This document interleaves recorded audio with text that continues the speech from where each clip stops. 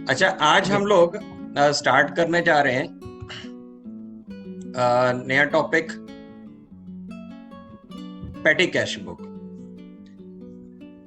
देखिए, पेटी cash book जो है,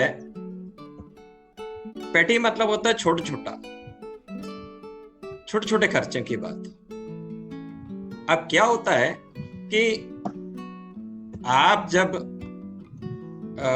अकाउंट्स मेंटेन कर रहे हैं तो बहुत बड़े बड़े ट्रांजैक्शंस हो रहे होते हैं, बड़ी बड़ी कंपनियों में लाखों रुपए आ रहे हैं, लाखों रुपए जा रहे हैं। तो क्या होता है कि जो मेन कैशियर है उसके पास बहुत बड़े अमाउंट में बहुत सारे ट्रांजैक्शंस होते हैं।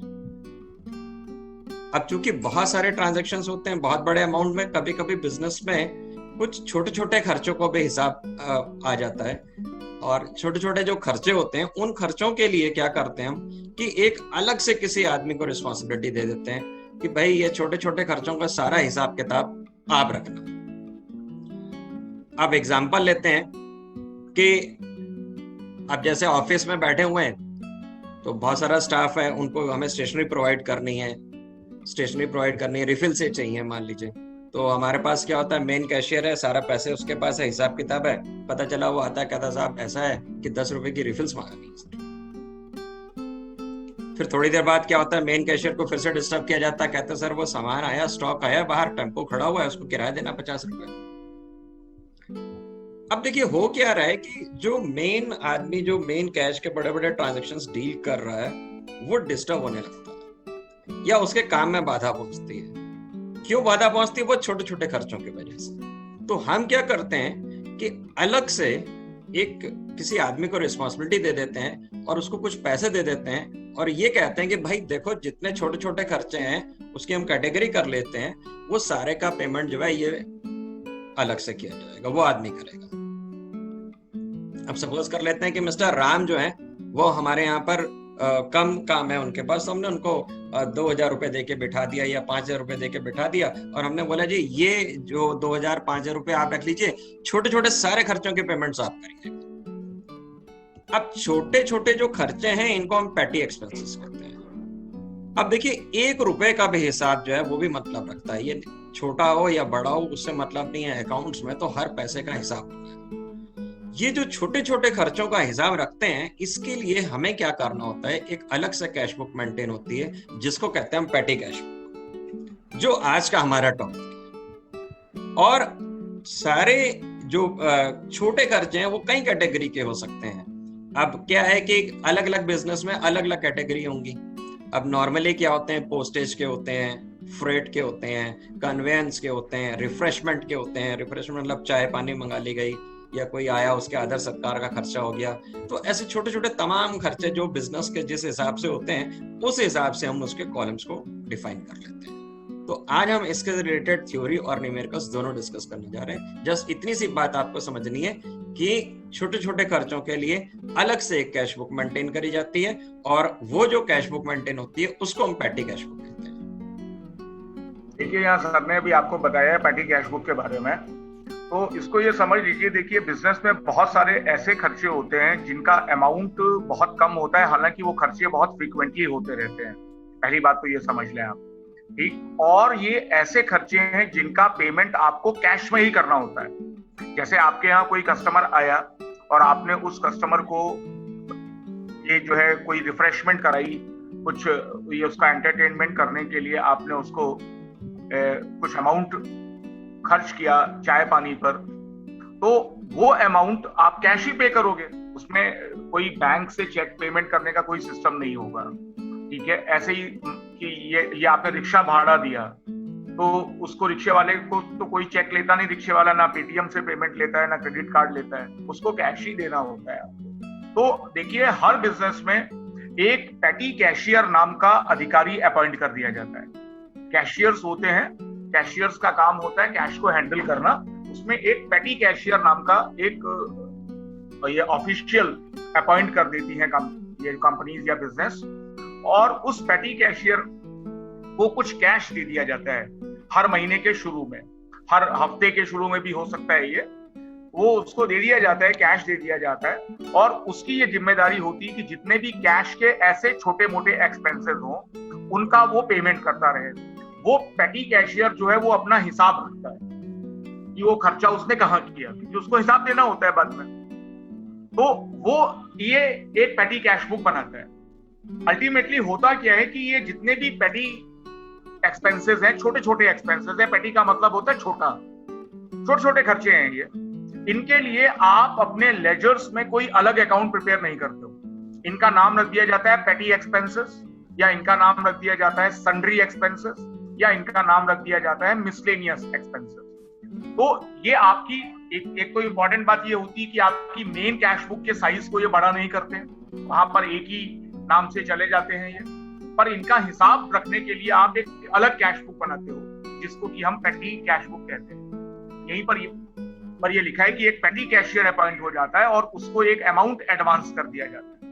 वो अमाउंट पीरियोडिकल बेसिस पर होता है, कहीं पर एक हफ्ते में होता है, कहीं एक महीने में होता है, कहीं 15 दिन में होता है, fortnightly. It simply depends upon the frequency of transaction. वो अमाउंट कितना होगा ये भी डिपेंड करता है। जैसे कहीं पर आप कोई अमाउंट छोटा है या बड़ा है, ये आप कैसे तय कर सकते हो? कभी 2000 का अमाउंट बहुत बड़ा लगता है, किसी केस में 2000 का अमाउंट बहुत छोटा लगता है। तो ये सब के सब बिजनेस के स्केल पर डिपेंड करता है। ये ऐसे पेमेंट है जो यहाँ लिखा हुआ है जिनको आप अपनी मेन कैश बुक में शो नहीं करते हो अलग से, और ना ही इनके लिए कोई लेजर बनाते हो। जैसे कि पोस्टेज है, ठीक है, ट्रेवलिंग एक्सपेंसेस है, ट्रेवलिंग बाई जो रिक्शा या ट्रेवलिंग बाई ऑटो, इस तरह के खर्चे नॉर्मली होते हैं।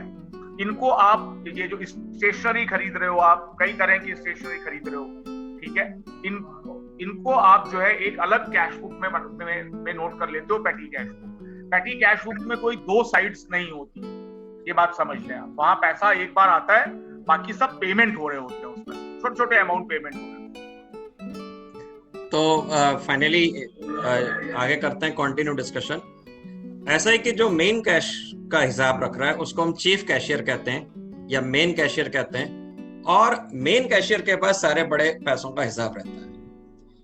छोटे खर्चों के लिए अलग से जो कैशियर बिठा दिया जाता है उसको हम पेटी कैशियर कहते हैं, और मेन कैशियर जो है वो उसको कुछ पेमेंट्स करेगा, उसको इकट्ठे दे देता है पेमेंट 2000 5000, और उससे बोलते रहते हैं कि आप इसमें से खर्च करते रहें।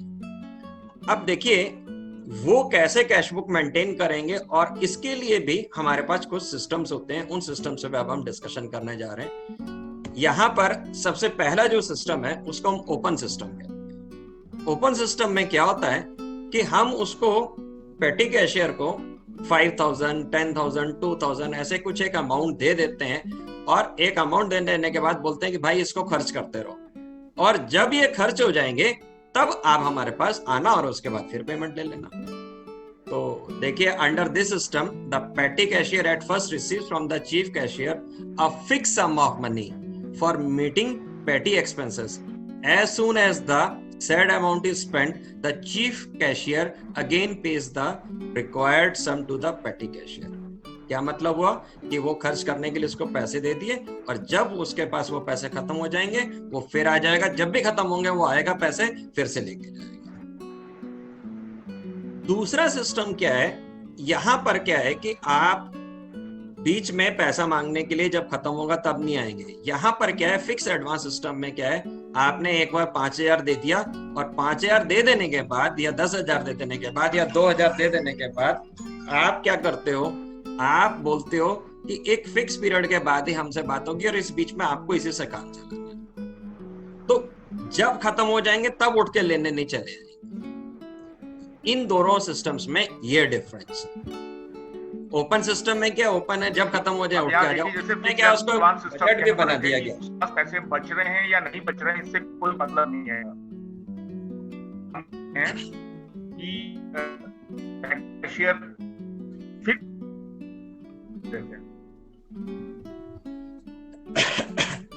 तो यहाँ पर क्या है कि फिक्स एडवांस सिस्टम में आप अमाउंट दे देते हो, और अमाउंट दे देने के बाद आप क्या करते हो, अमाउंट दे देने के बाद आप इससे मतलब नहीं रखते हो कि पैसे खर्च हुए कि नहीं हुए, फिर वो अमाउंट आपको फिर पे कर देना है। एक एडवांस सिस्टम इसलिए इसको आ जा रहा है क्योंकि पहले ही पे कर दिया और एक फिक्स टाइम पे कर दिया उसको। आगे देखते हैं। एक तीसरा सिस्टम है इम्प्रेस सिस्टम। दोनों बोर्ड्स में, आईएससी और सीबीएसई दोनों बोर्ड्स में इसके लिए अलग से हाईलाइट किया गया सिलेबस में, और ये कहा गया कि इसको आपने बहुत अच्छे से समझना है। इम्प्रेस सिस्टम क्या होता है ये हम अभी डिस्कस करेंगे। अभी एक सम करने जा रहे हैं हम, सम के साथ साथ में प्रैक्टिकल एग्जांपल के साथ में हम डिस्कशन करेंगे। इम्प्रेस सिस्टम में क्या होता है कि एक अमाउंट पे किया गया और एक फिक्स डेट को फिर हम उसका उतना ही बैलेंस मेंटेन कर देते हैं। मैं एक एग्जांपल देता हूं कि जैसे हमने इम्प्रेस शुरू कर दिया 3,000 रुपए हर महीने का। 3,000 रुपए इम्प्रेस सिस्टम का मतलब क्या है कि हर महीने के अंत में या हर महीने की पहली तारीख को 3,000 रुपए मिल जाएंगे, और 3,000 रुपए मिल जाएंगे पहली बार। अब जितना पैसा उसने खर्च किया होगा उतना ही पैसा उसको वापस फिर से रीएम्बर्स कर दिया जाएगा। ऐसे बहुत ज्यादा समझ में नहीं है, मैं एक एग्जांपल और लेके समझाता हूँ कि जैसे हमने 3,000 रुपए का इम्प्रेस रख दिया, फिर वो पूरे महीने खर्च करता रहा, या पूरे महीने जब वो खर्च करता रहा, खर्च करने के बाद पता चला जी उसके पास से 1,600 रुपए खर्च हो गए। अब अगर 1,600 रुपए खर्च हो गए तो फिर पहली तारीख जब अगले महीने की आएगी तो फिर से उसको जितना पैसा खर्च हुआ है वो 1,600 फिर से दे दिया जाएगा। क्यों 1,600 हो जाएगा? क्योंकि 3,000 इम्प्रेस का मतलब क्या है कि हर महीने के एंड में या हर महीने के बिगिनिंग में फिर उतना ही बैलेंस मेंटेन हो जाता है। और इस बात को हम बखूबी अभी एक सम के साथ भी डिस्कस करने वाले हैं। मैं एक और एग्जांपल देता हूं कि जैसे हमने बोल दिया कि मंथ एंड का 5,000 इम्प्रेस रहेगा। मंथ एंड का 5,000 इम्प्रेस रहेगा मतलब क्या है कि मंथ एंड पे 5,000 रुपए आपके पास बैलेंस मेंटेन कर दिया जाएगा। यानी कि क्या है, हमने आपको 5,000 दे दिए, पूरे मंथ में आप पैसा खर्च करते रहेंगे। जब पूरे मंथ में खर्चा हुआ, आपने बताया जी 5,000 में से 3,600 खर्च हो गए, जितने पैसे आपने खर्च कर दिए उतने ही पैसे आपको फिर मिल जाएंगे, और फिर अगले महीने से फिर 5,000 से बैलेंस शुरू हो जाएगा। तो इम्प्रेस सिस्टम में क्या है कि एक स्पेसिफिक डेट पे जितना पैसा आपका खर्च हो गया होता है वो उतना पैसा आपको और दे दिया जाता है, और उसके बाद से फिर आप उसी अगले वाले पीरियड में उसी तरीके से काम करते हैं। आगे चलते हैं। अब जैसा सर ने बताया अभी आपको, इसमें ये समझिए कि इम्प्रेस सिस्टम में एक इम्पॉर्टेंट बात ये होती है कि जितना इम्प्रेस्ड का अमाउंट फिक्स किया गया है, इम्प्रेस्ड का एक अमाउंट फिक्स कर दिया जाता है। इम्प्रेस्ड का मतलब है कि ये पैसे हमेशा उसके पास रहेंगे, उससे ज्यादा अमाउंट कभी भी पेटी कैशियर के हाथ में नहीं रह सकता। मान लीजिए इम्प्रेस्ड का अमाउंट 5,000 फिक्स किया गया है, तो जितने उसने खर्च कर दिए हैं उतने पैसे उसको और मिल जाएंगे, तो वो अमाउंट 5,000 का हो जाएगा। जैसे मान लीजिए 5,000 में से उसने बोला कि मेरे पास 3,000 खर्च हो गए, 2,000 बचे हैं, तो अब उसको 5,000 नहीं मिल जाएंगे फिर से, उसको जितने खर्च किए हैं वो मिल जाएंगे, 3,000 मिल जाएंगे। तो उसके पास मैक्सिमम जो अमाउंट रहेगा दैट विल बी ऑफ 5,000 जो इम्प्रेस्ड फिक्स किया गया था। ये इम्प्रेस्ड फिक्स किया जाता है हर ऑर्गेनाइजेशन में, डिपेंडिंग कि कितने इस तरह के छोटे छोटे खर्चे होते रहते हैं। मैक्सिमम ऑफिसेज में, गवर्नमेंट ऑफिसेज में और दूसरे प्राइवेट सेक्टर के ऑफिसेज में पेटी कैश के लिए यही सिस्टम फॉलो किया जाता है कि जो भी आदमी है जो डायरेक्टली पर्सन्स के कांटेक्ट में आ रहे हैं, जैसे आपके स्कूल में प्रिंसिपल्स हैं, वो डायरेक्टली आपके पेरेंट्स के साथ कांटेक्ट में आते हैं और बहुत से लोगों के साथ कांटेक्ट में आते हैं, उनको कुछ कैश में खर्चे करने होते हैं, तो प्रिंसिपल के हाथ में एक इम्प्रेस्ड अमाउंट पकड़ा दिया जाता है, उसका एक इम्प्रेस्ड फिक्स हो जाता है। वो महीने भर उससे खर्चा करती रहती है और महीने के आखिरी में अपनी वो कैशबुक, जो पेटी कैशबुक उन्होंने बनाई है, वो कैशबुक प्रेजेंट कर देती है मैनेजमेंट कमेटी के सामने और बोलती है कि इतने पैसे खर्च हो गए। सपोज उनका इंटरेस्ट 3,000 का रखा गया और उन्होंने बोला कि मेरे 2,800 खर्च हो गए, 200 बचे हैं मेरे पास, तो वो 200 रुपए मिला के 3,000 होने चाहिए उनके पास, तो उनको 2,800 रुपए और दे दिए जाएंगे, तो अगले महीने के शुरू में फिर उनके पास 3,000 रुपए हो जाएंगे। इस तरह से फिर वो अगले महीने का काम करेंगे। जैसे जुलाई का मंथ चल रहा है अभी, तो जुलाई में 1 तारीख को उनको 3,000 रुपए दे दिए गए। अब जुलाई खत्म होने के बाद 31 जुलाई को पूछा गया कितने पैसे बचे आपके पास, उन्होंने बताया 200 रुपए बचे, तो इसका मतलब 2,800 स्पेंड हो गए, खर्च हो गए, तो वो 2,800 उनको और पूरे कर दिए जाएंगे और 1 अगस्त को उनके पास फिर से 3,000 रुपए आ जाएंगे। तो जो भी अमाउंट उनके हाथ में रहेगा, that amount will not increase, will never be greater than, will not be more than the amount of interest fixed. अब देखिए टाइप्स ऑफ पेटी कैश बुक। 2 तरह की कैश बुक्स मेंटेन होते हैं यहाँ पर पेटी कैश बुक। सबसे पहले है सिंपल पेटी कैश बुक और दूसरी है एनालिटिकल पेटी कैश बुक। एग्जाम में जो आपसे पूछा जाता है या जो भी स्कूल में जो एम्फेसिस रहता है वो एनालिटिकल पेटी कैश बुक पे रहता है, और दोनों ही बोर्ड्स में इसको अलग से उन्होंने कहा है कि एनालिटिकल को आप अच्छे से करिए। अब हम देखते हैं कि सिंपल पेटी कैश बुक क्या है और एनालिटिकल कैश बुक क्या है। सिंपल कैश बुक में क्या होता है कि हमारे पास लेफ्ट साइड से आप यहां पर देख रहे हैं, एक एग्जांपल दिया हुआ है कि हम पैसे रिसीव करते हैं, एक बार पैसे मिल गए और मिलने के बाद यहां पर हम उसमें कहां पे खर्च करते रहे, किस किस जगह पे हमने उस पैसे को खर्च किया, वो हम लिखते रहते हैं। कैश बुक मेंटेन करने का जो पहले रूल था, रूल आज भी वही है, डेबिट से पैसे आते हैं और क्रेडिट से पैसे जाते हैं। फर्क क्या हो गया, पहले आप मेन कैश बुक में पूरी ऑर्गेनाइजेशन के सारे रिकॉर्ड्स को रख रहे थे, यहाँ पे आप क्या है कि छोटे मोटे जो खर्चे हैं उन खर्चों के हिसाब से हम हिसाब रख रहे हैं। अब इसको कंपैरिजन करने के लिए मैं आपको एनालिटिकल पेटी कैश बुक के बारे में भी दिखाता हूँ। तो देखिए यहाँ पर अगर आप नोटिस करें तो कुछ कॉलम्स एक्स्ट्रा हैं, 1 2 3 4 5 6 कॉलम्स के बाद से आप देखिए कि यहाँ पर बहुत सारे और कॉलम्स हैं, जैसे कि postage and telegram, cleaning, stationery, travelling expenses, miscellaneous expenses, ऐसे और भी बहुत सारे कॉलम्स हैं। तो यहाँ पर क्या है कि हम कई ऐसे कॉलम्स बना लेते हैं, ये जब कैश बुक आती है हमारे पास छपी हुई आती है तो ये सारे जो कॉलम्स हैं ये पूरे कॉलम्स खाली होते हैं। इन कॉलम्स की हेडिंग्स हमें खुद रखनी होती है, पोस्टेज एंड टेलीग्राम है, जैसे क्लीनिंग का है, स्टेशनरी का है, ट्रैवलिंग का है, ये हेडिंग्स हमें प्लेस करनी होती है। और ये हेडिंग्स जो हैं ऑर्गेनाइजेशन टू ऑर्गेनाइजेशन डिफरेंट होती हैं। अब जैसे हमारे यहाँ पर पता चला जी पोस्टेज का कोई काम ही नहीं है, हम कभी किसी को चिट्ठी का काम करते ही नहीं हमारा। अब जैसे कि हमारा कोचिंग इंस्टीट्यूट है, कोचिंग इंस्टीट्यूट में पोस्टेज का कोई मतलब ही नहीं है, हम कोई पोस्टेज का काम ही नहीं, तो हमने पोस्टेज कॉलम ही नहीं बनाया हुआ। तो ऑर्गेनाइजेशन में भी ऐसे ही होता है। अब हमारे यहाँ जैसे ट्रैवलिंग एक्सपेंस का कॉलम नहीं हो सकता है, तो और ट्रैवलिंग एक्सपेंस की जगह हमारा और कॉलम क्या हो सकता है कि भाई हमारे पास और किसी और तरह के खर्चे हो सकते हैं, जैसे हमारे बुक से रिलेटेड कुछ एक्सपेंसेस हो सकते हैं, या हमारा मार्कर्स हो गए, या कुछ इस तरह के स्पेशल कुछ खर्चे हो सकते हैं। तो ये ऑर्गेनाइजेशन टू ऑर्गेनाइजेशन डिपेंड करेगा।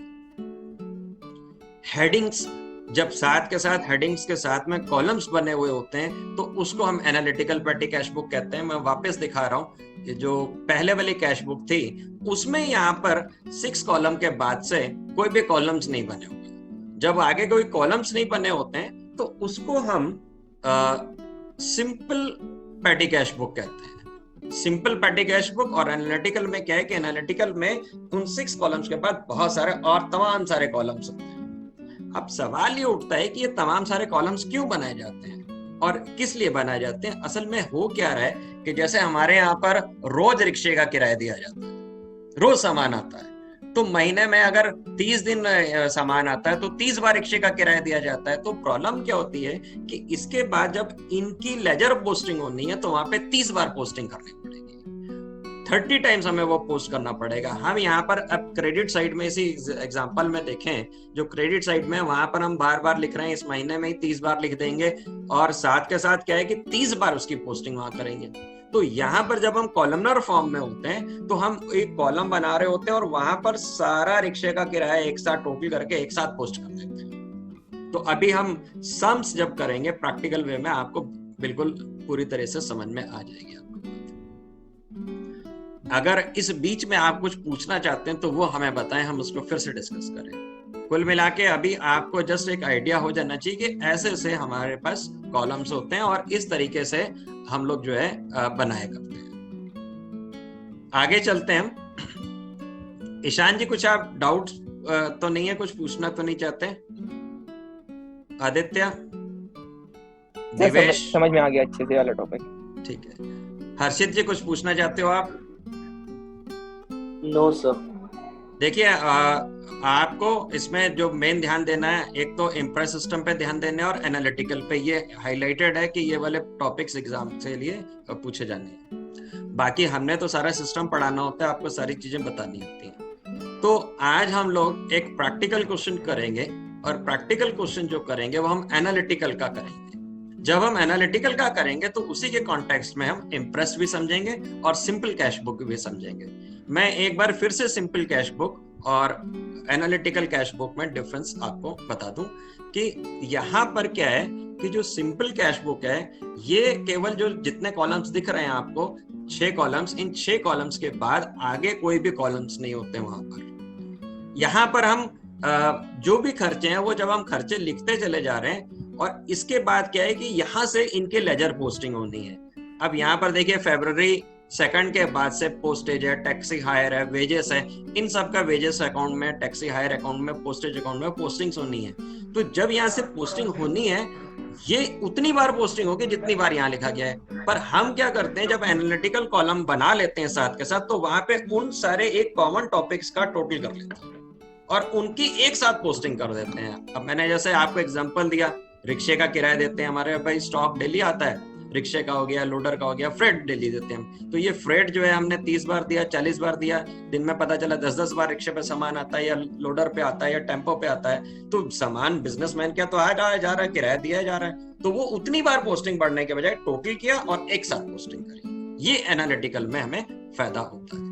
तो एनालिटिकल का आप एग्जांपल लेते हुए एक क्वेश्चन करेंगे और मैंने आपको एक क्वेश्चन भेजा भी है और वो एनालिटिकल का क्वेश्चन भेजा है, तो हम उस क्वेश्चन को कंप्लीट करते हैं। यहाँ पे आपके सामने जो पेज है ये एनालिटिकल का है, इसके कुछ कॉलम्स को पहले हम समझते हैं।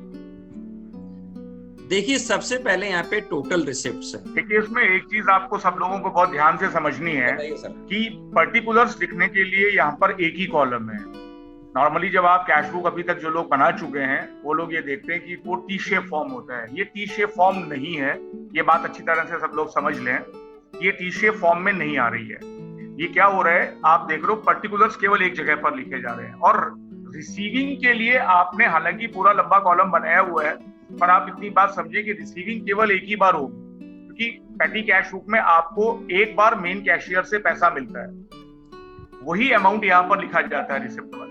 तो आपको कोई टू और बाई अलग अलग साइड्स नहीं है यहाँ पर, ये समझ लें। फिर उसके बाद जब आप अमाउंट लिखने जाते हो, जैसे ये वाउचर नंबर वगैरह हैं, ये आपको नहीं डालने, ये प्रैक्टिकल लाइफ में होते हैं, क्योंकि जो भी पेमेंट होता है उस पेमेंट का एक वाउचर होता है। बिना वाउचर के पेमेंट कभी भी अगर आप कर रहे हो तो वो अनऑथराइज्ड पेमेंट है, आप उस पेमेंट को करने के लिए ऑथराइज्ड नहीं हो।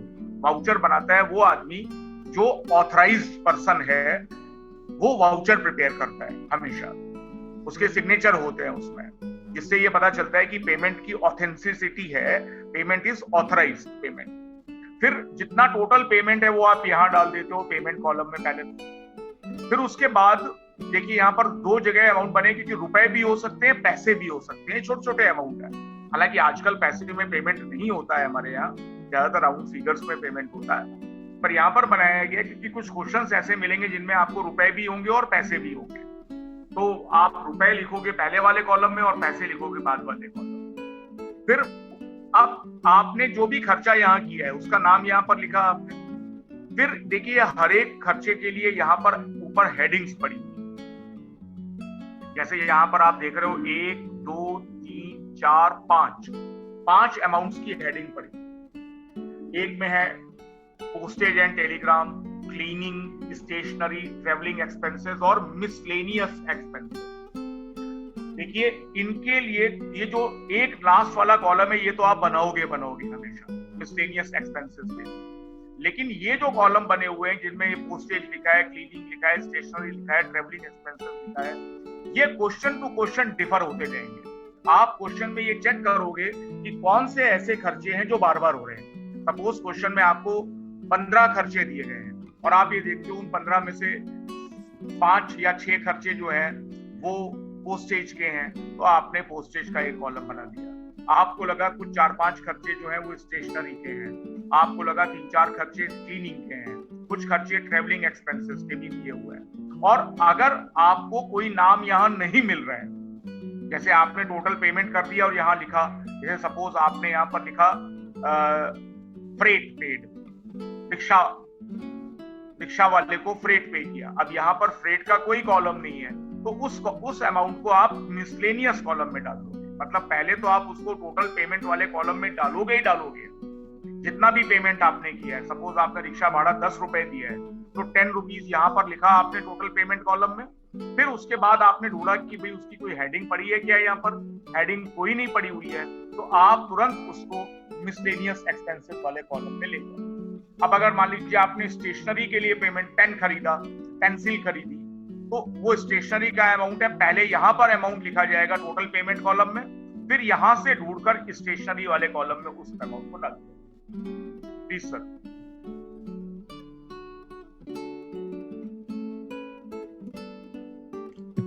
आइए हम एक सम शुरू करते हैं।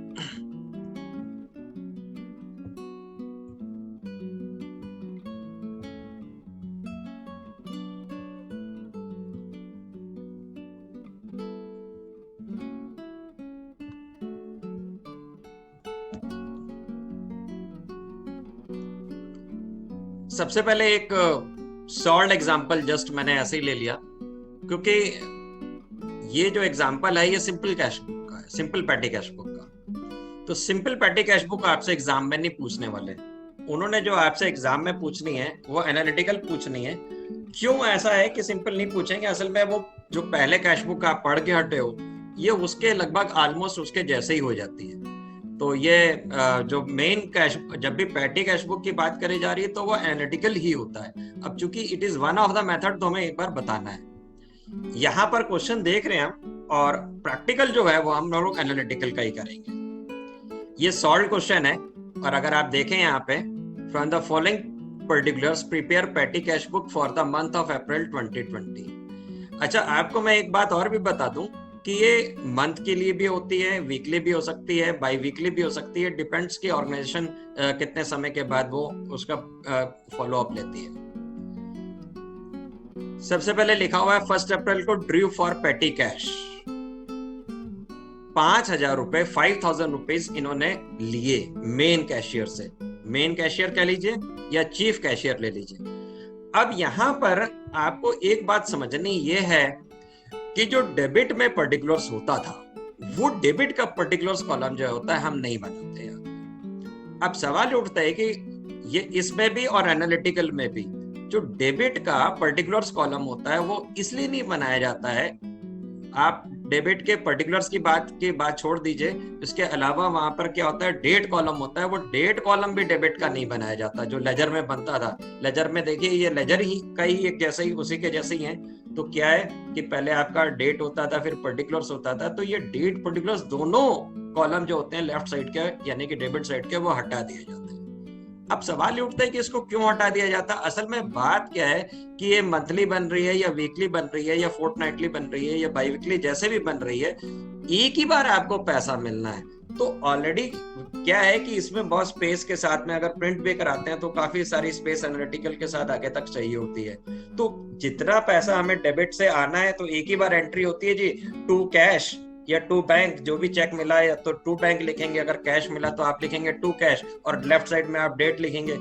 और उसके बाद आपको लेफ्ट साइड में, डेबिट साइड में कुछ लिखना ही नहीं है। तो वो पूरी जो है वो साइड खाली पड़ी रहती है।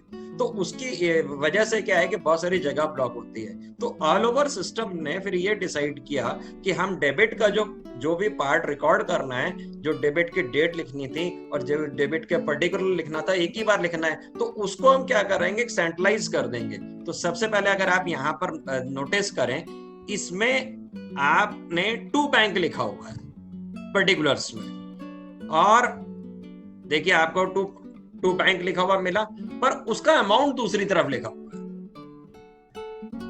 देखिए इस जगह पे कर्सर से दिख रहा है ये टू बैंक। ये होना असल में डेबिट साइड में चाहिए था।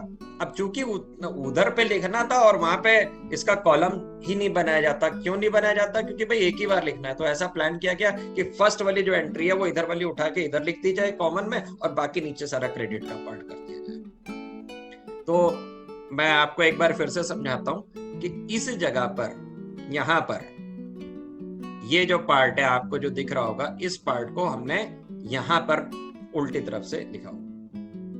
तो हमने क्या लिखा इसके लिए, ईज के लिए, यहाँ पर डेबिट का अमाउंट जो था वो डेबिट अमाउंट ना लिखकर अमाउंट रिसीव लिख दिया कि शुरू में 5,000 रुपीज आपको मिले।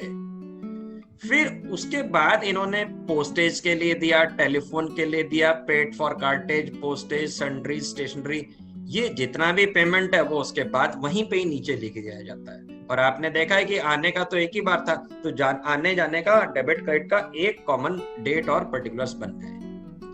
तो बड़ा ही सिंपल सा है, आपने इसको कैसे समझना है कि डेबिट से एक बार पैसे ले लिए और इसके बाद हमने यहाँ से पैसे खर्च करते जाने हैं। कहाँ खर्च किए उसमें नाम लिख देना है, रिक्शे पे खर्च किया तो बाई फ्रेट लिख दिया, रिफ्रेशमेंट पे खर्च किया बाई रिफ्रेशमेंट लिख दिया, पोस्टेज पे खर्च किया बाई पोस्टेज लिख दिया।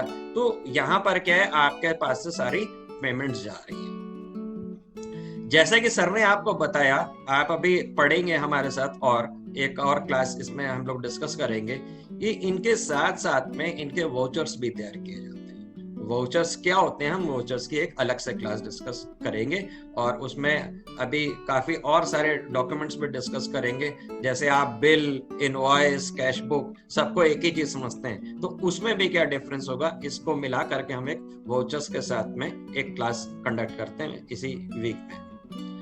वाउचर क्या है, एक आप समझ लीजिए डॉक्यूमेंट है जो उसके साथ अटैच होता है, उसका एक नंबर होता है, उस नंबर को हमें यहाँ पे एंट्री करनी।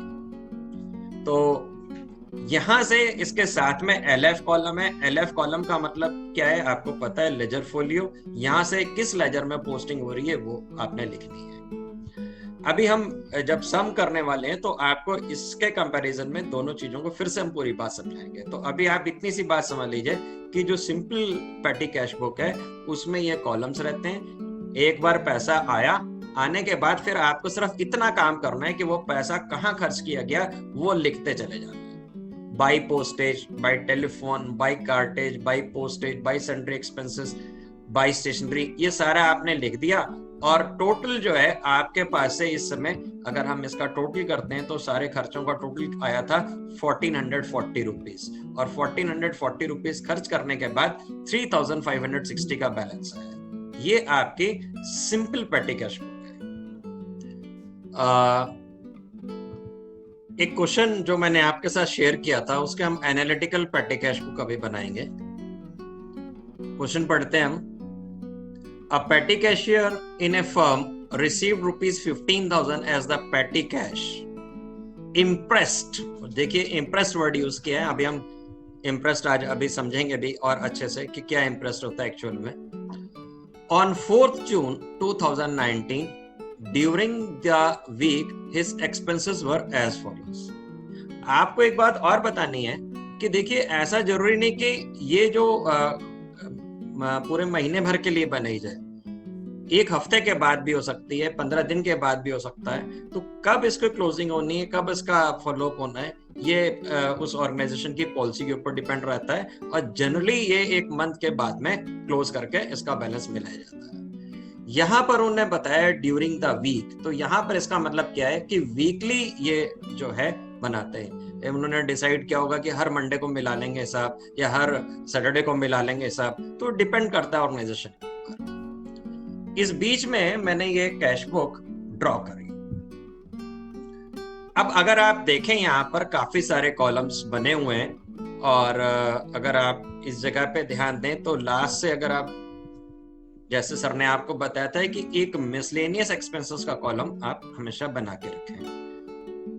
ये मिसलेनियस एक्सपेंसेस का कॉलम बनाने के पीछे वजह क्या रहती है कि कई खर्चे ऐसे होते हैं जो एक बार ही हुए होते हैं, बार बार नहीं हो रहे होते हैं। और बाकी जितने कॉलम्स हैं वो सोच के बनाने के जो बार बार खर्चे हो रहे हैं। ये जैसे हमने बनाया conveyance, wages, stationery, postage, repairs, electricity charges, ये कॉलम्स कैसे भी बन सकते हैं। ऐसा नहीं कि इसका कोई सीक्वेंस है, पहले हम वेजेस बना लें, चाहे हम पहले स्टेशनरी बना लें, पर ये यहाँ के आगे से लागू होती है बात टोटल पेमेंट के आगे से।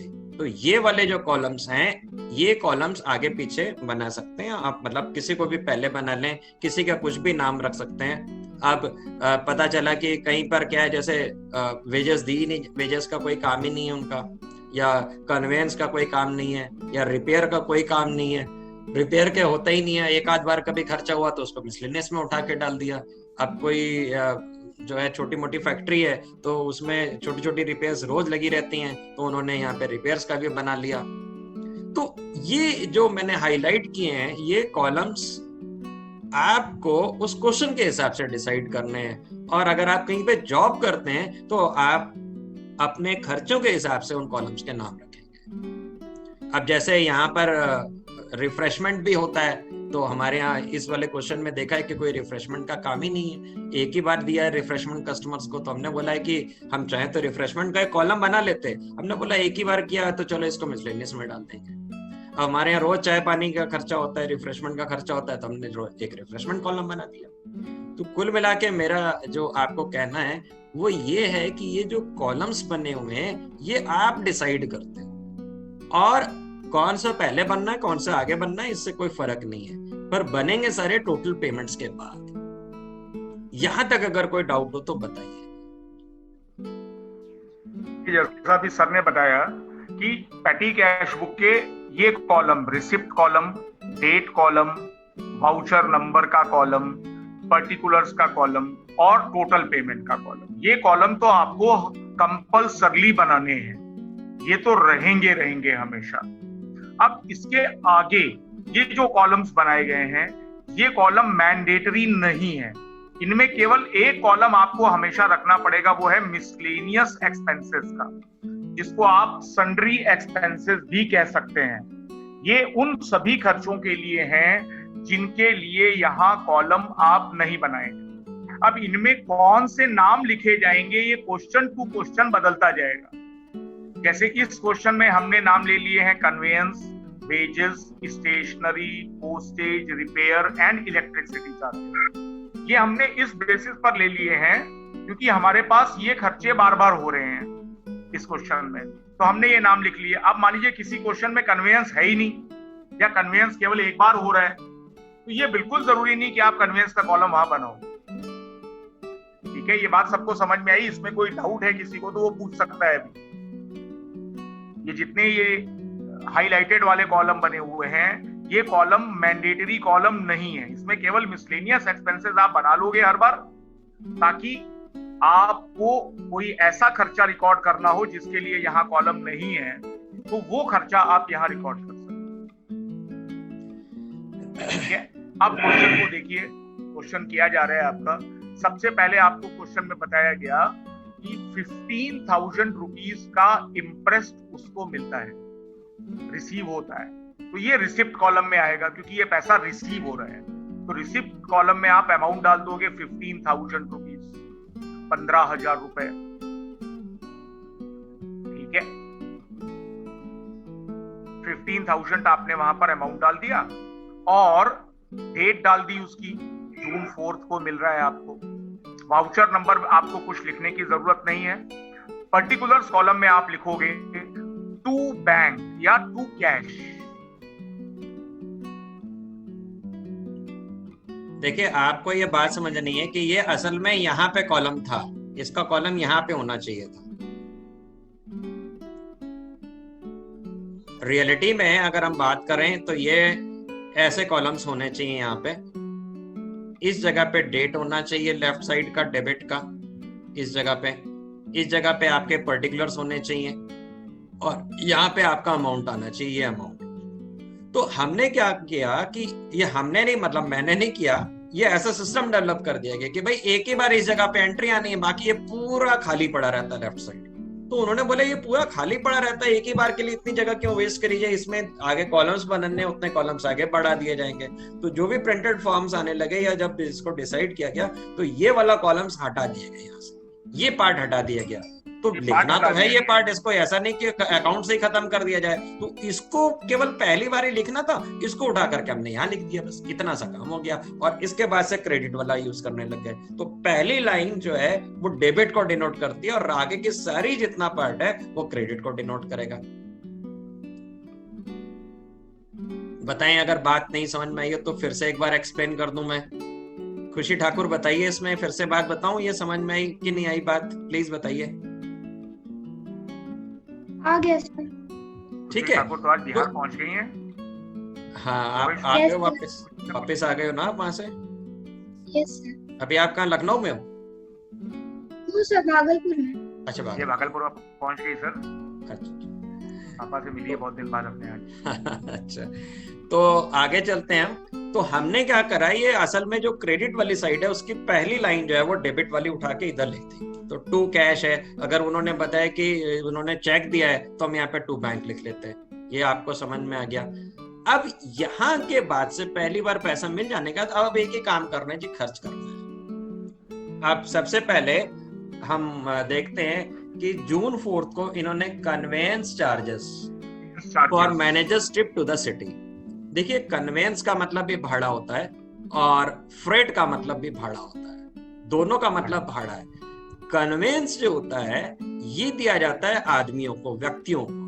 जैसे आप कहीं एक जगह से दूसरी जगह जा रहे हैं तो जो किराया भाड़ा खर्च कर रहे हो उसको हम कन्वेंस कहेंगे, पर अगर कोई सामान को एक जगह से दूसरी जगह भेजा जा रहा होगा तो उसको हम फ्रेट कहेंगे।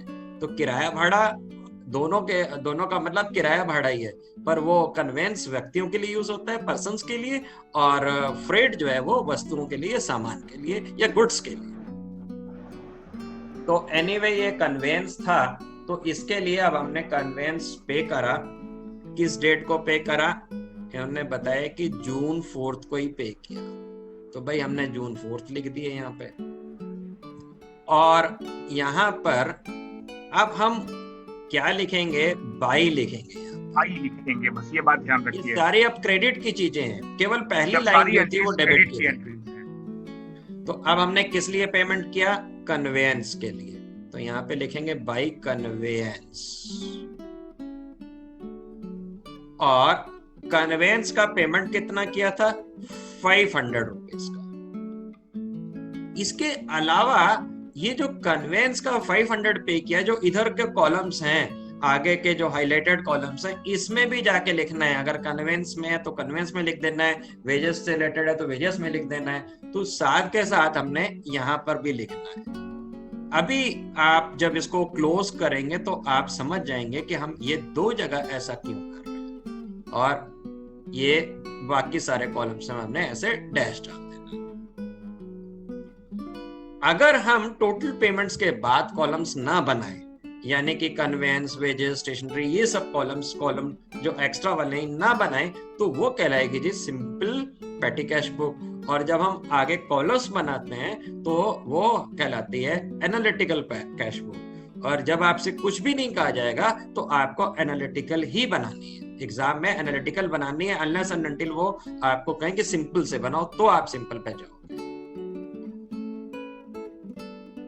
आगे चलते हैं। देखिए, नॉर्मली जो पेटी कैश बुक होती है वो एनालिटिकल फॉर्म में ही बनाई जाती है, ताकि आप इस बात का भी हिसाब किताब रख सकें कि कौन से हेड में खर्चे हो रहे हैं। जैसे आप बाद में वो पूछता है कि कितना कैसे खर्च हो गया, तो आप बताते हो देखो भाई कन्वेंस का इतना खर्च हो गया है, वेजेस का इतना खर्च हो गया है। ये आपको बताना पड़ता है, क्योंकि जब भी रुपए पैसे का पेमेंट की जिम्मेदारी आपके ऊपर होती है तो उस चीज की अकाउंटेबिलिटी यानी जवाबदेही भी आपकी होती है। इससे कोई ये ना कहने पाए कि आपने पैसे कहाँ खर्च कर दिए। खासतौर पर कैश पेमेंट जब कर रहे होते हो आप, तो ये जिम्मेदारी और बढ़ जाती है। इसलिए एनालिटिकल कैश बुक बहुत इंपॉर्टेंट कैश बुक होती है। एनालिटिकल फॉर्म में बनाई जाती है ताकि जो भी देखना चाहे ट्रांसपेरेंसी मेंटेन रहे, जो भी देखना चाहे वो देख सकता है कि कहाँ कहाँ पर खर्चे किए गए हैं। तो भाई आगे देखिए, लिखा हुआ है 4 जून को वेजेस टू कैजुअल लेबरर। तो भाई हमने वेजेस पे करी। हम यहाँ पर आते हैं, फिर से 4 जून लिख दिया हमने, और यहाँ पर आगे आपने लिख दिया बाई वेजेस। और कितना अमाउंट था वेजेस का? वेजेस का अमाउंट था 1500 रुपीज। हमने यहाँ पे 1500 का अमाउंट लिख दिया, और इस तरफ जाके देखेंगे किस कॉलम में आएगा। तो यहाँ तो है नहीं, इस जगह पे वेजेस का हेडिंग थी, तो वेजेस के कॉलम में आके हमने लिख दिया, और बाकी सारे कॉलम से मैं ब्लैंक डाल देता। बताइए सर।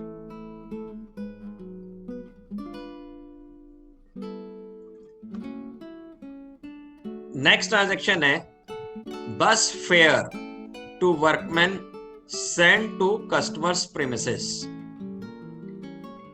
200 रुपीज। हमने क्या किया? बस का किराया दिया, ठीक है, किस लिए? कोई साथ में कंपनी करते हुए कस्टमर की बिल्डिंग तक गया, कोई आदमी गया हमारा जो कस्टमर की बिल्डिंग तक गया, किसी काम से गया होगा, तो आदमी को किराया दिया, तो again it is an expense. और कौन सा एक्सपेंस? कन्वेयंस। मैंने अभी आपसे बताया कि व्यक्तियों को जब कोई किराया भाड़ा दिया जाता है तो वो कहलाता है कन्वेयंस। तो हम इसके लिए बस फेयर टू वर्कमैन दिया, जो वर्कर को हमने बस फेयर दिया, चाहे मैनेजर को दिया है, तो किसी आदमी को हमने जो किराया भाड़ा पे कर रहे हैं अपने ऑफिस से, वो क्या कहलाएगा? कन्वेयंस। तो फिर से हम लिखेंगे बाई कन्वेयंस, और अब आपकी डेट हो जाएगी 5, और इस जगह पे आप लिखेंगे बाई कन्वेयंस।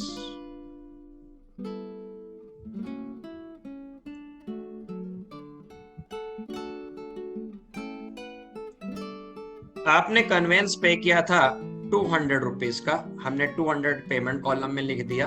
और अब यहाँ पे देखेंगे ये हाईलाइटेड कॉलम्स, एनालिटिकल कॉलम्स जो बने हुए हैं, इसमें कहां पर आएगा? तो ये पहले कॉलम में ही आएगा, क्योंकि ये कन्वेंस है। हमने यहाँ पर 200 रुपीज लिख दिया और बाकी में ब्लैंक डाल दिया। इसके बाद अगला जो है 5th डेट को एक ट्रांजैक्शन और है, स्टेशनरी परचेज करी, और आपने जो स्टेशनरी परचेज करी है वो 1000 रुपीज की। आइए, बड़ा ही सिंपल सी होती है पेटी कैश बुक, एक दिन में ही खत्म हो जाता है ये टॉपिक। पर चूंकि ये इजी होता है तो एग्जाम में बच्चे कॉलम्स भूल जाते हैं, तो आपको क्या करना है, इसके 3-4 क्वेश्चन प्रैक्टिस जरूर करके रखने हैं। तो हमने क्या करना है, जून 5 लिख दिया, डेट यहाँ पे लिख दी, और अब हमने किस लिए पेमेंट किया था जी? स्टेशनरी के लिए, तो हमने यहाँ पे लिख दिया बाय स्टेशनरी। और यही बात ध्यान रखनी कि सबसे पहले अमाउंट आपको टोटल पेमेंट कॉलम में लिखना है। ये टोटल हमने 1000 लिख दिया। अब कन्वेंस में तो आएगा नहीं, वेजेस में भी आएगा नहीं। आपके सामने एनालिटिकल कॉलम्स हैं, इनमें स्टेशनरी का कॉलम बना हुआ है, वहां पर डाल दोगे आप इसको। अब मेरे पास एक क्वेश्चन है कि मान लेते हैं कि हमने स्टेशनरी कॉलम नहीं बनाया होता, तब कहां लिखते हैं हम हर्षित जी? अगर हमने स्टेशनरी कॉलम ना बनाया हो और स्टेशनरी लिख दिया तो इस तरफ कहां लिखेंगे हम आके?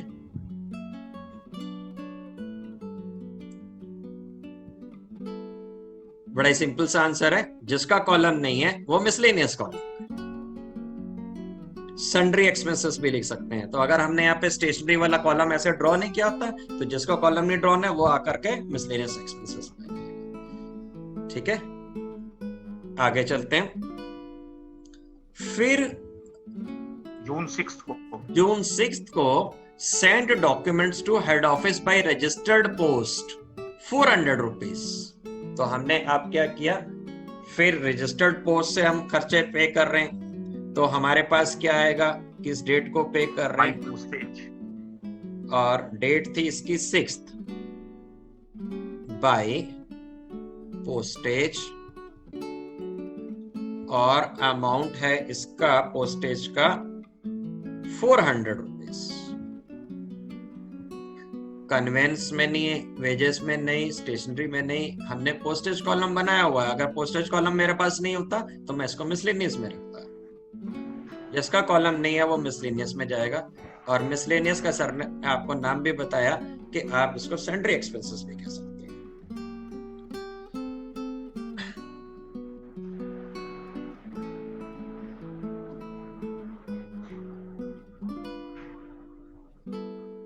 इसके बाद जून 6 को एक और ट्रांजैक्शन है, पोस्टेज स्टैम्प्स परचेज्ड, और हमने आपकी बार पोस्टेज स्टैम्प्स खरीद के रखी कितने की? 1000 रुपीज की। तो फिर से हम आ जाते हैं सेम डेट को, एक ट्रांजैक्शन और हुआ बाय पोस्टेज,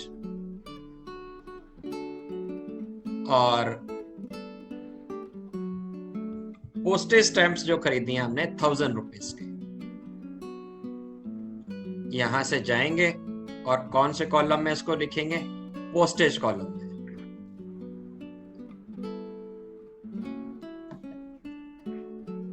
मेरे को लगता है सबको बहुत इजी लग रहा होगा, एक दिन में बच्चे समझ जाते हैं, बस थोड़ा सा लेंदी है और कुछ भी नहीं है इसमें। इसके बाद 7th डेट को रिपेयर्स ऑफ प्रिंटर, 7th को आ जाते हैं हमने यहाँ पे डेट लिख दिया June 7th बाई रिपेयर्स, और अमाउंट है रिपेयर्स का भाई आपका 400 रुपीज, और रिपेयर्स का हम लोगों ने कॉलम बना रखा है, तो हमने का कोई कॉलम अच्छा बना हुआ है, हाँ है बना हुआ है, और हमने जाके ये रिपेयर्स में आगे चलते हैं। इसके बाद पेड इलेक्ट्रिसिटी बिल, इसी डेट को, सेम डेट को हमने क्या पे किया, इलेक्ट्रिसिटी बिल पे किया। फिर हम यहां पर आते हैं बाय इलेक्ट्रिसिटी चार्जेस या इलेक्ट्रिसिटी बिल, जो भी आप लिखना चाहें, या इलेक्ट्रिसिटी एक्सपेंस भी लिख सकते हैं, इलेक्ट्रिसिटी बिल भी लिख सकते हैं, कोई फर्क नहीं है। और आपने पे किया है 1700 रुपये। हमने इलेक्ट्रिसिटी का भी कॉलम बनाया, हमारे पास जगह थी, कॉलम्स बना रखा है। ये कॉलम हमें डिसाइड करने होते हैं बनाने के नहीं बनाने, कौन सा बनाना है ये खुद हमने डिसाइड किया। इसके बाद 8th डेट को कहते हैं जी हमने पे करा 8th को wages pay to coolies for shifting furniture etcetera, और अमाउंट है इसका 400 rupees. 8th date by wages, और अमाउंट है इसका 400 रुपीज, और हमने वेजेस कॉलम बनाया हुआ है 400 का, अमाउंट वहां पुट कर देंगे, जो कॉलम बना हुआ है इसमें 400 का अमाउंट चले जाएगा। फिर अगले ट्रांजैक्शन पे आते हैं, taxi fare to assistant manager. Assistant manager को दिया, तो ये भी किराया है। किराया मैंने बताया जो पर्सन्स का होता है उसको हम कन्वेंस कहते हैं।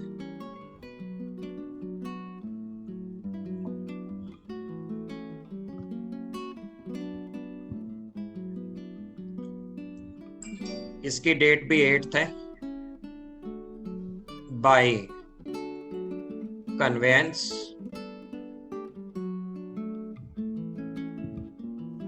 और इसका अमाउंट था 500 रुपीज, और हमने ये कन्वेंस का अमाउंट 500 कन्वेंस के कॉलम में भी लिख दिया।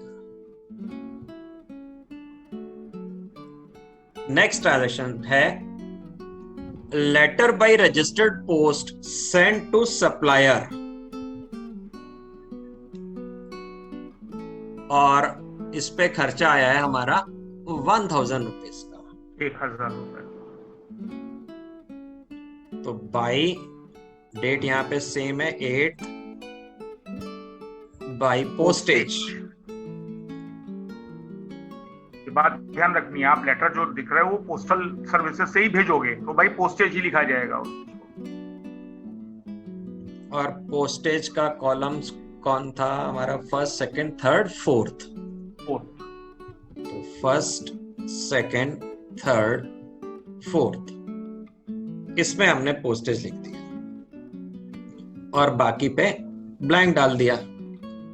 आगे चलते हैं, लॉक्स परचेज्ड।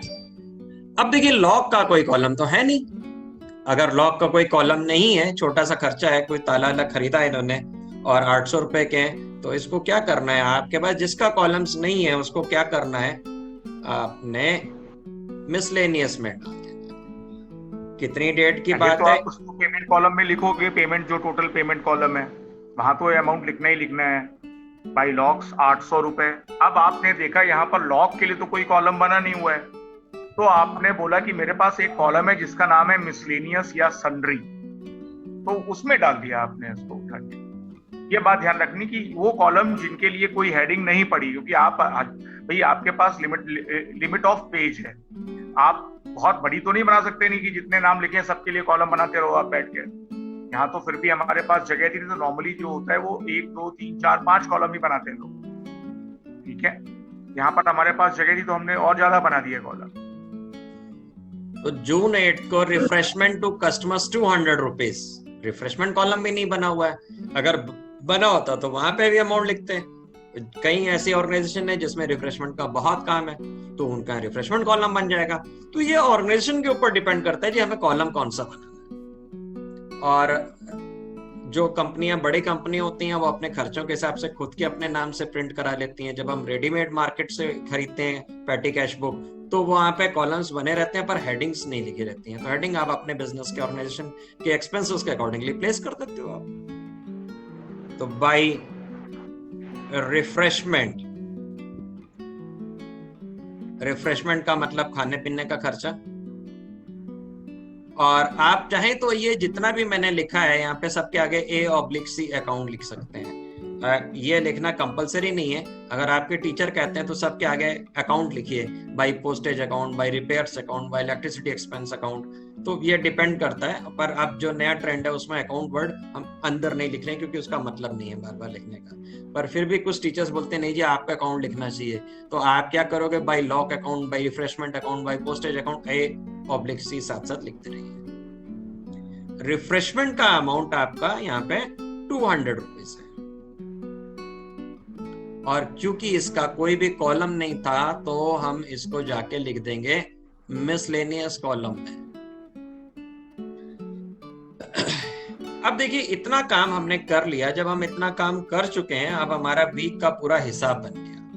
अब ये हिसाब जब बन जाता है तो बन जाने के बाद इन सारे एक्सपेंस को वीकली क्लोज करना है तो वीकली वीक के एंड में क्लोज कर देंगे, मंथली क्लोज करना है तो मंथ के एंड में। यूजुअल जो ट्रेंड है वो मंथ के एंड का ट्रेंड है, पर यहां पर क्वेश्चन में हमसे कहा गया कि आप वीक पे इसका हिसाब बनाएं।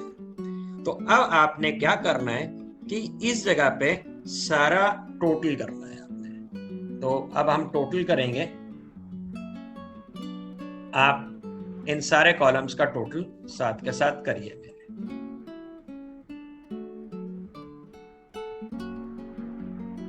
यहां से अब हम इसको क्लोज कर देंगे।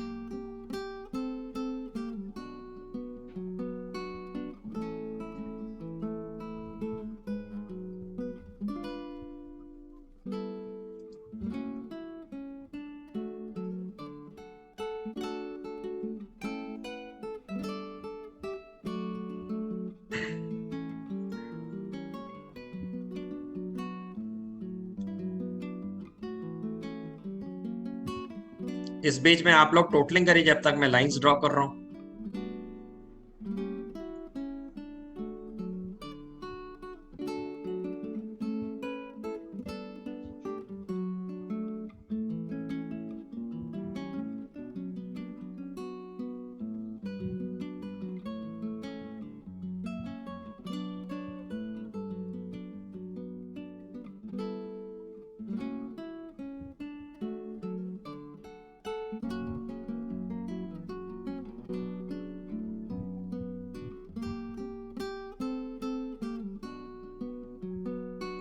पेमेंट का टोटल आ रहा है 8,200 रुपए।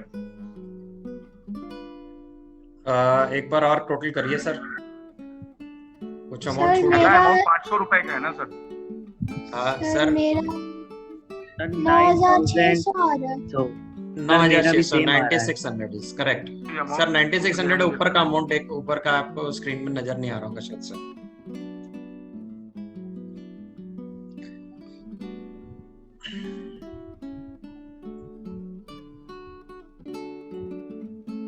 तो इसका टोटल किया मैंने, ये सर 9,600 है एक अमाउंट। हाँ, दूसरे कॉलम का टोटल है 1,200। तीसरे कॉलम का टोटल है 1,900। 1,000 रुपीज, 2,400, 400 rupees, 1,700 and 1,000 rupees। अब देखिए टोटल अमाउंट हमारे पास आया कितना था, 5,000। नहीं सॉरी 15,000 हमारे पास अमाउंट आया था 15,000। ये टोटल हमने दोनों तरफ लिखा, ठीक है। इस 15,000 में से हम 9600 रुपीज ऊपर खर्च कर चुके हैं। तो अब हमारे पास पैसे बचे कितने हैं वो हम यहाँ पे लिख देंगे, जिसको आप लिखते हो बाय बैलेंस कैरिड डाउन, और ये हो जाएगा आपका 5,400 रुपीज। तो भाई हमने यहाँ पे क्या लिखा कि टोटल 15,000 मिला था, 9600 रुपीज हमने इसमें से खर्च कर दिए, और अब हमारे पास 5,400 रुपीज का अमाउंट का बैलेंस आ रहा है। यहां तक आपको कोई भी बात अगर समझ में नहीं आई है तो वो आप हमसे पूछें। कुछ भी बात आपको जो ना समझ में आ रही हो प्लीज पूछिएगा। किसी बच्चे को कोई डाउट नहीं? शुभी, कुछ डाउट है तो बोलिए। नो आ गया। आगे बात समझ में? आगे चलता हूं मैं। अब देखिए ये वीक खत्म हो गया, और इस वीक के एंड में जब वीक का एंड आया तो हमने जब उसका अकाउंट बनाया तो हमारे पास 9th डेट को जब वीक खत्म हुआ तो हमारा बैलेंस 5,400 रुपीज का आने लगा। अब यहां पर क्या होगा कि अब अगली डेट से ये फिर से नेक्स्ट वीक में फिर से हिसाब बनेगा। तो नेक्स्ट वीक में जब ये फिर से बनेगा तो फिर ऐसे ही कॉलम्स वाली जो आपके पास पेटी कैश बुक होगी वो फिर से वैसे ही शुरू होगी। तो अब जब हम नेक्स्ट टाइम स्टार्ट करेंगे तो हमेशा आपको पता है कि जब हम स्टार्ट करते हैं तो स्टार्ट करने के लिए हमारे पास नेक्स्ट डेट से स्टार्टिंग होती है। अगर 31 जनवरी को क्लोजिंग हुई तो 1 फरवरी से स्टार्टिंग होगी। अगर हमारी 31 दिसंबर को क्लोजिंग हुई तो उसके नेक्स्ट डे 1 जनवरी से स्टार्टिंग होगी आगे वाली। तो ये हमने 9th को क्लोज किया। तो अब 10th डेट को यहां पर जब अब 10th डेट होगी तो नेक्स्ट वीक स्टार्ट हो जाएगा। और आप अब एक चेंज समझेंगे, और इस जगह पर आपको समझना है कि ये जो पहला वाला कॉलम था ये पैसे मिलने का था। स्टार्टिंग का जो कॉलम है ये पैसे पाने के लिए आपके, ठीक है ना। तो होना क्या है कि जब आप स्टार्टिंग में यहाँ पे पैसे लेने की बात कर रहे हैं तो अब एक चेंज नया यहाँ पर आएगा। इस जगह पे अगर पहले से चले आ रहा है काम तो आपके पास कुछ बैलेंस पीछे से भी आ रहा होगा। तो अब हम इसमें एक मॉडिफिकेशन ये करते हैं कि पहला कॉलम जो है वो डेबिट का नहीं है, पहले लाइन जो है वो डेबिट कॉलम के नहीं है, पहले 2 लाइनें डेबिट की हैं। पहली 2 लाइनें इसलिए डेबिट की हैं कि अगर कुछ बैलेंस पीछे से चले आ रहा होगा तो वो पहले उतारा जाएगा, फिर जितना नया मिलेगा वो उसमें जोड़ा जाएगा। तो अब फाइनली इसको रिकैप करते हैं कि जब हमें कैश बुक बनानी होती है तो जितना बैलेंस पीछे से पहले आ रहा होता है वो उतारा जाएगा, और उतारने के बाद जो नया मिलेगा वो होगा। और इतना एरिया जो है आपका, ये जो पहले का स्टार्टिंग एरिया है ये आपका डेबिट एरिया है, इतना। तो अब यहां पर हमने पहले 2 लाइनें क्यों नहीं ली, पहले क्यों नहीं बात बताई? क्योंकि भाई हमारे पास कुछ बैलेंस था ही नहीं। अब जब हम अगले हफ्ते चलेंगे तो वहां से पिछला बैलेंस आ रहा होगा। तो अब जब हम नई यहाँ पर कैश बुक बना रहे होंगे इस जगह पे, यहाँ से जब नई कैश बुक स्टार्ट होगी तो भाई हमारे पास पहली 2 लाइनें डेबिट की होंगी इस जगह पे। तो हम यहाँ पे क्या लिखेंगे? सबसे पहले लिखेंगे जी to balance brought down, balance brought down. और ये बैलेंस कौन सा होगा? 5,400 का हमारे पास बच गया पीछे से बैलेंस आया। और इसके बाद यहाँ पर फिर हमें नया पैसा मिल जाएगा। अब यहाँ से हमने स्टार्ट किया था आपका था मैक्सिमम 15,000 का, आपके पास 5,400 पहले से पड़े हुए हैं। तो जितने आपने खर्च कर दिए थे, कुछ इसमें बहुत रॉकेट साइंस नहीं लगानी है, जो आपने खर्च कर दिए थे 9,600 रुपए खर्च हो गए थे, वही आपको दोबारा यहाँ मिल जाएंगे। तो देखिए जैसे सर ने आपको बताया कि इम्प्रेस्ड सिस्टम का मतलब अब हम बिल्कुल क्लियर करते हैं कि ये जितने पैसे ऊपर खर्च कराए हैं, यहाँ पर ये इन्होंने खर्च कर दिया 9600, तो इम्प्रेस सिस्टम में क्या होगा कि जब भी वो क्लोजिंग होगी और नेक्स्ट से स्टार्ट होंगी तो अपने आप आपको उतने रुपए ला के रख देने हैं, ये 9600 रुपीज और मिल जाएंगे और फिर इस तरीके से 15,000 का इम्प्रेस सिस्टम शुरू हो जाएगा। तो इम्प्रेस्ड में क्या होता है कि जितना आप पिछले वाले टेन्योर में, पिछले पीरियड में आप जो खर्च कराए हो वो खर्चे किया हुआ अमाउंट आपको दोबारा से मिल जाता है, यही इम्प्रेस सिस्टम है। तो हमने अभी अगर यहाँ पे टू बैलेंस ब्रॉट डाउन 5400 लिखा और उसने चूंकि बोल दिया था इम्प्रेस्ड है, तो मैंने अपने आप यहाँ पे टू कैश 9600 निकाल के लिख दिया, ये शो करा कि मैंने इम्प्रेस किया है। अगर इम्प्रेस नहीं होता तो हो सकता है इस बार 5000 मिलते, हो सकता है 5000 की जगह 8000 मिलते, हो सकता है 2000 मिलता। 15,000 इम्प्रेस का मतलब क्या है कि 15,000 का बैलेंस आपके पास मेंटेन रहेगा, जो खर्च हो गया वो पैसा आपको रीएम्बर्स हो जाएगा वहां पर जब स्टार्ट करा जाएगा नया वाला अकाउंट।